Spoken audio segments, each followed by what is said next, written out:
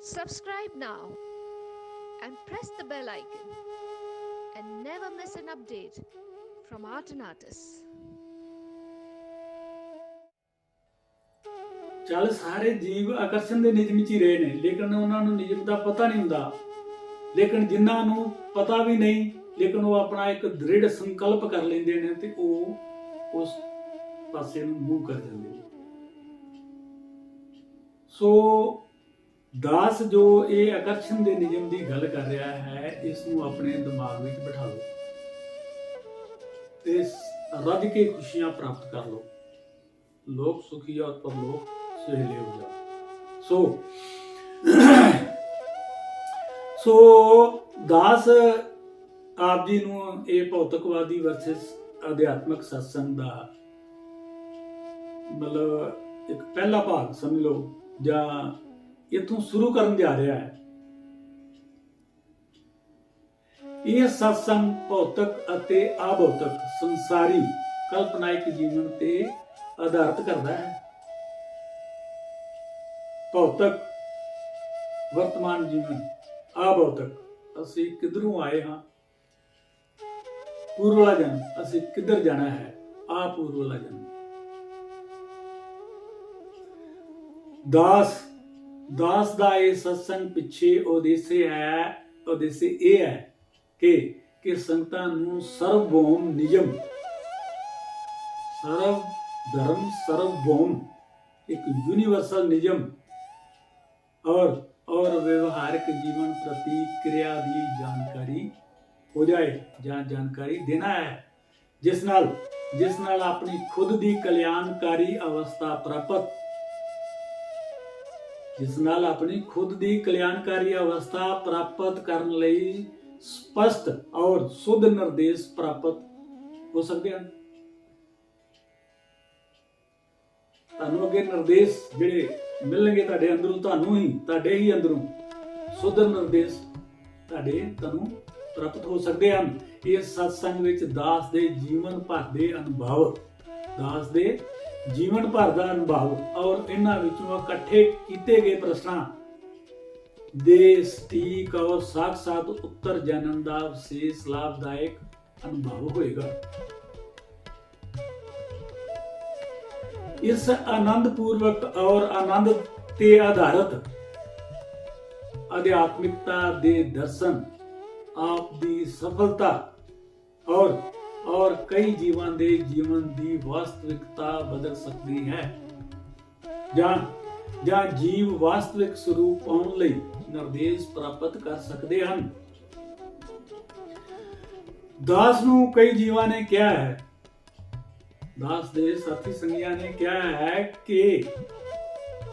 ਇਹ ਸਵਾਲ ਜਵਾਬ ਸਾਡੇ ਲਈ ਸਾਡੇ ਜੀਵਨ ਦਾ ਵਾਸਤਵਿਕ ਸਰੂਪ ਜਾਣਨ ਵਿੱਚ ਬਹੁਤ ਜ਼ਿਆਦਾ ਸਹਾਈ ਸਾਬਤ ਹੋਏ ਹਨ। ਜਿਨ੍ਹਾਂ ਨੇ ਦਾਸ ਦੀ ਇਸ ਗੱਲ ਨੂੰ ਸੁਣਿਆ ਹੈ, ਆਕਰਸ਼ਣ ਦੇ ਨਿਯਮ ਨੂੰ ਅਪਣਾਇਆ ਹੈ, ਉਹਨਾਂ ਦਾ ਇਹ ਕਹਿਣਾ ਹੈ ਕਿ ਸਾਡੇ ਵਾਸਤਵਿਕ ਸਰੂਪ ਨੂੰ ਅਸੀਂ ਜਾਣ ਲਿਆ ਹੈ। ਇਹ ਨਿਯਮ ਬਹੁਤ ਵਧੀਆ ਸਾਬਤ ਹੋਇਆ ਹੈ ਜਦ ਆਪ ਇਹ ਗੁਰੂ ਪੀਰਾਂ ਦੇ ਆਪਣੇ ਸੇਵਕਾਂ ਨਾਲ ਹੋਏ ਸਵਾਲਾਂ ਔਰ ਜਵਾਬਾਂ ਦੀ ਸਪਸ਼ਟਤਾ ਔਰ ਪ੍ਰਤਿਭਾ ਦਾ ਅਨੁਭਵ ਕਰੋਗੇ ਤੋ ਆਪ ਨੂੰ ਆਪ ਦੇ ਮਨ ਵਿੱਚ ਦੱਸੇ ਪਏ ਔਰ ਲੰਬੇ ਸਮੇਂ ਤੋਂ ਅਟਕੇ ਸਭ ਪ੍ਰਸ਼ਨਾਂ ਦੀ ਜਾਣਕਾਰੀ ਔਰ ਵਾਸਤਵਿਕ ਸੰਤੋਖ ਪ੍ਰਾਪਤ ਕਰਨ ਦੇ ਨਾਲ ਦਾਸ ਵਾਂਗ ਨਵੇਂ ਸਿਰੇ ਆਪਣੇ ਜੀਵਨ ਵਿੱਚ नवा अनुभव मिलेगा। और जब इस ताजे और नवीन दृष्टिकोण नाल दसियां गईयां गल्लां बातां आप अपने व्यवहारिक जीवन विच उतारन लगोगे तो आप पाओगे कि आपने भी अजिहा ही करना है और अजिहा ही बनना है और ये भी महसूस करोगे कि ਅਸੀਂ ਇਸ ਦਾ ਸੁੱਧ ਉਦੇਸ਼ ਸਿਰਜਣ ਕਰਨ ਵਿੱਚ ਸક્ષਮ ਹਾਂ, ਕਾਮਯਾਬ ਹਾਂ। ਦਾਸ ਜਦ ਆਪਣੇ ਜੀਵਨ ਦੇ ਦ੍ਰਿਸ਼ਟੀ ਪਾਉਂਦਾ ਹੈ ਔਰ ਯਾਦ ਆਉਂਦਾ ਹੈ ਕਿ ਜੀਵਨ ਵਿੱਚ ਅਨੰਤ ਹੀ ਪ੍ਰਸ਼ਨ ਜਣੀ ਸਵਾਲ ਸਨ, ਮਤਲਬ ਜੀਵਨ ਦਾ ਹਰ ਪੜਾਅ ਪ੍ਰਸ਼ਨਾਂ ਨਾਲ ਭਰਿਆ ਪਿਆ ਸੀ। ਜਿਨ੍ਹਾਂ ਦਾ ਸੰਤੋਸ਼ਜਨਕ ਉੱਤਰ ਕਿਤੇ ਨਹੀਂ ਮਿਲਦਾ ਸੀ, ਜਾਂ ਦਾਸ ਢੂੰਡਦਾ ਹੈ ਕਿ ਕਿਤੇ ਉੱਤਰ ਮਿਲੇ। ਦਾਸ ਗੰਭੀਰਤਾ ਨਾਲ ਪਰਮ ਸੱਚ ਤੇ ਆਧਾਰਿਤ ਜੀਵਨ ਦੀ ਖੋਜ ਵਿੱਚ ਸੀ। ਕਿਸੇ ਨੂੰ ਕੁਝ ਨਹੀਂ ਕਿਸੇ ਬਾਰੇ ਪਤਾ ਹੁੰਦਾ। ਅਸੀਂ ਬਾਹਰੋਂ ਦੇਖ ਕੇ ਕਿਆਸ ਰਾਈਆਂ ਕਰਦੇ ਹਾਂ ਕਿਸੇ ਬਾਰੇ, ਲੇਕਿਨ ਕਦ ਕੀ ਜੀਵ ਦੇ ਅੰਦਰ ਵਾਪਰ ਰਿਹਾ ਹੈ ਜਾਂ ਵਾਪਰ ਜਾਏਗਾ ਕਿਸੇ ਨੂੰ ਕੁਝ ਪਤਾ ਨਹੀਂ ਲੱਗਦਾ। ਲੇਕਿਨ ਜਦ ਆਕਰਸ਼ਣ ਦੇ ਨਿਯਮ ਚ ਅਸੀਂ ਆਉਂਦੇ ਹਾਂ ਤਾਂ ਸਾਨੂੰ ਇਹ ਵੀ ਪਤਾ ਲੱਗਦਾ ਹੈ, ਜਦ ਗੁਰੂਆਂ ਪੀਰਾਂ ਔਰ ਦੇਵਤਿਆਂ ਦੇ ਨਾਲ ਦਾਸ ਸ੍ਰਿਸ਼ਟੀ ਦੇ ਸ਼ਕਤੀਸ਼ਾਲੀ ਨਿਯਮਾਂ ਦਾ ਸਪਸ਼ਟ ਖੁਲਾਸਾ ਕਰਨ ਵਾਲੀ ਵਿਵਹਾਰਕ ਜਾਣਕਾਰੀ ਦਿੱਤੀ। ਜਦ ਗੁਰੂਆਂ ਪੀਰਾਂ ਔਰ ਦੇਵਤਿਆਂ ਨੇ ਦਾਸ ਨਾਲ ਸ੍ਰਿਸ਼ਟੀ ਦੇ ਸ਼ਕਤੀਸ਼ਾਲੀ ਨਿਯਮਾਂ ਦਾ ਸਪਸ਼ਟ ਖੁਲਾਸਾ ਕਰਨ ਵਾਲੀ ਵਿਵਹਾਰਕ ਜਾਣਕਾਰੀ ਦਿੱਤੀ, ਜਿਸ ਦੀ ਮਦਦ ਨਾਲ ਦਾਸ ਨੇ ਇਹਨਾਂ ਵਿਚਾਰਾਂ ਨੂੰ, ਇਹਨਾਂ ਸਿਧਾਂਤਾਂ ਦੇ ਪਰਿਣਾਮ ਨੂੰ ਪ੍ਰਤੱਖ ਰੂਪ ਵਿੱਚ ਦੇਖਣਾ ਸ਼ੁਰੂ ਕੀਤਾ, ਤਦ ਦਾਸ ਨੂੰ ਮਹਿਸੂਸ ਹੋਇਆ ਕਿ ਆਪਣੇ ਮਾਰਗ ਤੇ ਚੱਲਦੇ ਹੋਏ ਜੋ ਸਿੱਖਿਅਕ ਭਾਵ ਗੁਰੂਆਂ ਪੀਰਾਂ ਦੀਆਂ ਲਿਖੀਆਂ ਪੁਸਤਕਾਂ ਵਿੱਚੋਂ, ਗ੍ਰੰਥਾਂ ਵਿੱਚੋਂ, ਉਹਨਾਂ ਦੀ ਸਿੱਖਿਆ ਰਾਹੀਂ ਜੋ ਅਨੁਭਵ ਪੈਦਾ ਹੋਏ ਹਨ, ਉਹਨਾਂ ਵਿੱਚੋਂ ਹਰੇਕ ਅਨੁਭਵ ਪ੍ਰਭੂ ਪਰਮੇਸ਼ਰ ਪਰਮਾਤਮਾ ਈਸ਼ਵਰ ਅੱਲਾਹ ਗਾਡ ਇੱਕ ਓਮਕਾਰ ਅਕਾਲ ਪੁਰਖ ਵਾਹਿਗੁਰੂ ਦੇ ਦਰਸ਼ਨ ਔਰ ਸਾਖਸ਼ਾਤ ਕਰਨ ਵਿੱਚ ਇੱਕ ਜ਼ਰੀਆ ਸਾਬਿਤ ਹੁੰਦੇ ਹਨ। ਦਾਸ ਇਸ ਇੱਕ ਓਮਕਾਰ ਕਰਤਾ ਕਰਤਾਰ ਵੱਲੋਂ ਦਰਸਾਏ ਗਏ ਮਾਰਗ ਤੇ ਚੱਲਦਾ ਹੋਇਆ ਖੁਦ ਦੀ ਖੋਜ ਵਿੱਚ ਮਿਲੇ ਮੌਕਿਆਂ ਬਾਰੇ ਸੋਚ ਕੇ ਪ੍ਰਸੰਨ ਹੈ, ਕਿਉਂਕਿ ਦਾਸ ਇਸ ਪ੍ਰਕਿਰਿਆ ਤੋਂ ਭਲੀਭਾਂਤ ਜਾਣਦਾ ਸੀ, ਪ੍ਰਚਿਤ ਸੀ ਕਿ ਇਹਨਾਂ ਸਿੱਖਿਆਵਾਂ ਨੇ ਦਾਸ ਦੇ ਜੀਵਨ ਦੇ ਅਨੁਭਵਾਂ ਨੂੰ ਕਿਸ ਤਰ੍ਹਾਂ ਵਿਸਥਾਰਤਾ ਬਖਸ਼ੀ ਹੈ। ਦਾਸ ਇਹ ਵੀ ਜਾਣਦਾ ਹੈ ਕਿ ਜਦ ਆਪ ਦਾ ਜੀਵਨ ਇਹਨਾਂ ਅਨੁਭਵਾਂ ਨੂੰ ਅਪਣਾਉਣ ਲਈ ਤਿਆਰ ਨਹੀਂ ਹੁੰਦਾ, ਜਿਸ ਤਰ੍ਹਾਂ ਦਾਸ ਦੇ ਜੀਵਨ ਨੇ ਦਾਸ ਨੂੰ ਤਿਆਰ ਕੀਤਾ ਹੈ, ਤੋ ਇਸ ਸਭ ਕੁਝ ਦੇ ਬਾਰੇ ਜਾਣਕਾਰੀ ਦੇਣ ਲਈ ਦਾਸ ਆਪ ਜੀ ਦੇ ਸਾਹਮਣੇ ਨਹੀਂ ਹੁੰਦਾ। ਦਾਸ ਇਹ ਵੀ ਚਾਹੁੰਦਾ ਹੈ ਕਿ ਕਰਤਾ ਕਰਤਾਰ ਦੇ ਦੁਆਰਾ ਦਰਸਾਈ ਗਈ ਜੁਗਤ ਔਰ ਦਰਸਾਏ ਗਏ ਸਰਲ ਔਰ ਸ਼ਕਤੀਸ਼ਾਲੀ ਨਿਯਮਾਂ ਤੋਂ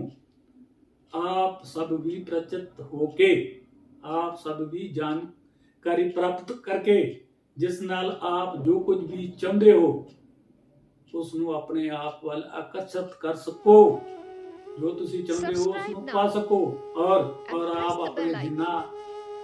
ਅਨੁਭਵਾਂ ਨੂੰ ਨਹੀਂ ਜਾਣਦੇ,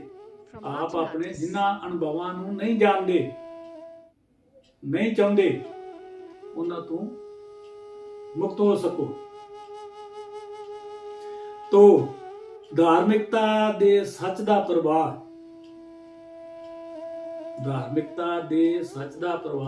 ਧਾਰਮਿਕ ਬਿਰਤੀ ਵਿੱਚ ਜਾਣਾ, ਅਧਿਆਤਮਿਕ ਬਣਨਾ, ਧਾਰਮਿਕ ਦੇ ਸੱਚ ਦਾ ਪ੍ਰਵਾਹ ਦਾਸ ਦੇ ਮਾਤਾ ਪਿਤਾ ਧਾਰਮਿਕ ਪ੍ਰਵਿਰਤੀ ਦੇ ਸਨ, ਜਿਸ ਕਰਕੇ ਦਾਸ ਕਦੇ ਵੀ ਬੁਰੀ ਸੰਗਤ, ਬੁਰੇ ਵਿਚਾਰਾਂ, ਲੁੱਟ ਖੋਹ, ਮੀਟ ਮਦਰਾ ਔਰ ਮਾੜੀਆਂ ਆਦਤਾਂ ਜਾਂ ਸੰਗਤ ਵਿੱਚ ਨਹੀਂ ਪਿਆ, ਔਰ ਜਿਹੇ ਮਤ ਮਿਸ਼ਨ ਦਾ ਗ੍ਰਹਿਣੀ ਜੋ ਬੁਰੇ ਕਰਮਾਂ ਤੋਂ ਬਚਣ ਲਈ ਹਰ ਵਕਤ ਸਹੀ ਮਾਰਗ ਦਰਸਾਉਂਦਾ ਹੈ, ਔਰ ਹੱਕ ਹਲਾਲ ਦੀ ਕਮਾਈ ਕਰਨ ਲਈ ਪ੍ਰੇਰਿਤ ਕਰਦਾ ਹੈ, ਔਰ ਇਨਸਾਨੀਅਤ ਦੇ ਧਰਮ ਤੇ ਚੱਲਣ ਲਈ ਵੀ ਪ੍ਰੇਰਿਤ ਕਰਦਾ ਹੈ। ਅਜਿਹੇ ਵਿਚਾਰਾਂ ਵਾਲੇ ਇੱਕ ਮਿਸ਼ਨ ਮਤ ਕਲਟ ਸੰਪਰਦਾਇ ਨੂੰ ਅਪਣਾਇਆ। ਜਿਸ ਤਰ੍ਹਾਂ ਦਾਸ ਵੱਡਾ ਹੋਇਆ ਔਰ ਧਾਰਮਿਕ ਇੱਛਾ ਬਲਸ਼ਾਲੀ ਹੁੰਦੀ ਗਈ, ਮਗਰ ਇਸ ਦੇ ਪਿੱਛੇ ਦਾਸ ਦੇ ਗਹਿਰੇ ਜੀਵਨ ਵਿੱਚ ਛੁਪਿਆ ਖਾਲੀਪਨ,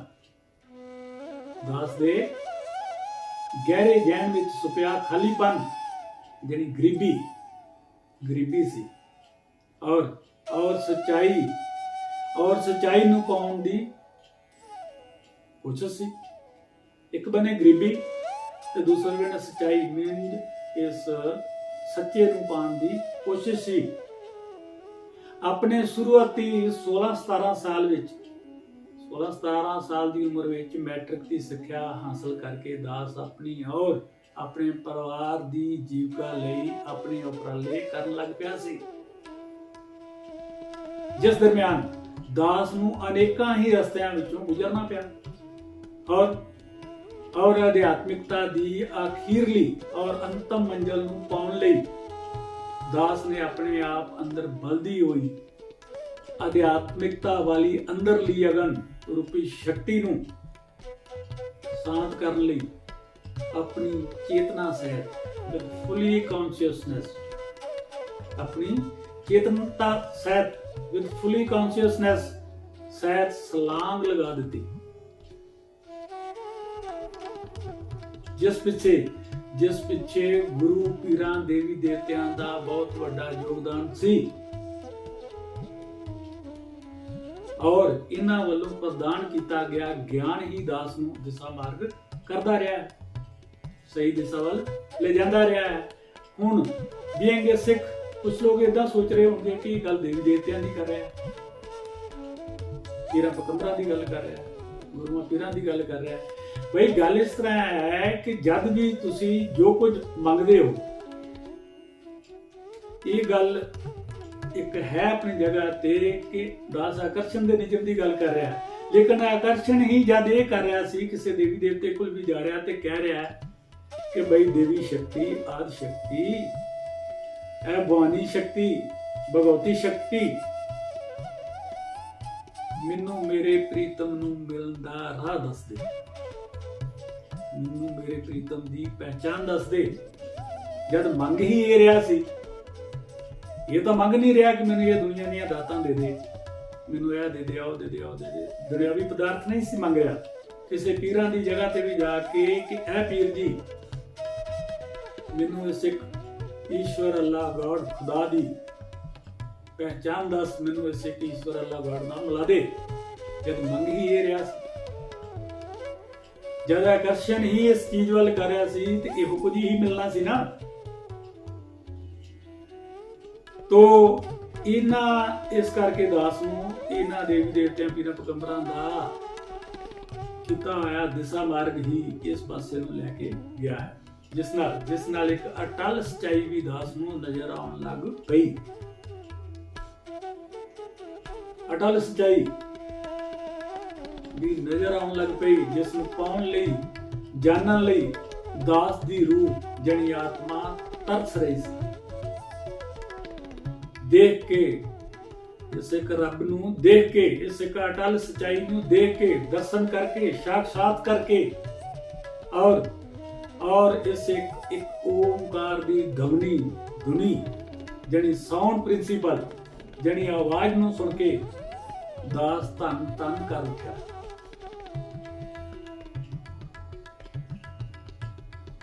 ਇੱਥੇ ਇਹ ਗੱਲ ਨੂੰ ਬਹੁਤ ਜ਼ਿਆਦਾ ਵਿਚਾਰਨ ਵਾਲੀ ਗੱਲ ਹੈ, ਲੇਕਿਨ ਇਸ ਮਾਰਗ ਤੇ ਚੱਲਦਿਆਂ ਦਾਸ ਦੇ ਗਹਿਰੇ ਜਹਿਨ ਵਿੱਚ ਵਸੀ ਗਰੀਬੀ ਦੀ ਪੂਰਤੀ ਲਈ ਇੱਕ ਸੋਚ ਵਕਤ ਮੁਤਾਬਕ ਪ੍ਰਭੂ ਪਰਮੇਸ਼ਰ ਨੇ ਪਹਿਲਾਂ ਹੀ ਤਿਆਰ ਕਰ ਦਿੱਤੀ ਸੀ, ਬਖਸ਼ ਦਿੱਤੀ ਸੀ। ਉਹ ਸੋਚ ਸੀ ਥਿੰਕ ਐਂਡ ਗਰੋ ਰਿਚ।